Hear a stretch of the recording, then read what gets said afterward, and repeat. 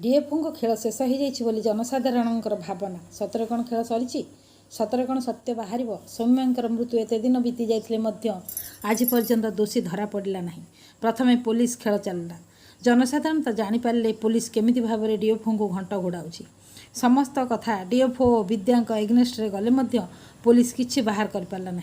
तापर crime branch तनाघना कला बहुत गुड़िए क्वेश्चन डीएफओ को विद्या को पचरागला से कथा गुड़िक बाहर को आसला ना। एबे किंतु बहुत दिन पर्यंत क्राइम ब्रांच चुप रहा एबे तत्पर होती आज लाई डिटेक्शन थिला डीएफओर यह फार्स परी लगुच से माने कहार निर्देश रे डीएफओ को घोड़ाउछंती जहाँ सिद्धांत नेबे ताहा आगरु स्थिर हो जाइछि। एमाने खाली जनसाधारण को भुआ बुलाउछंती। यह केते दूर सत्य लेखि जणाइबे।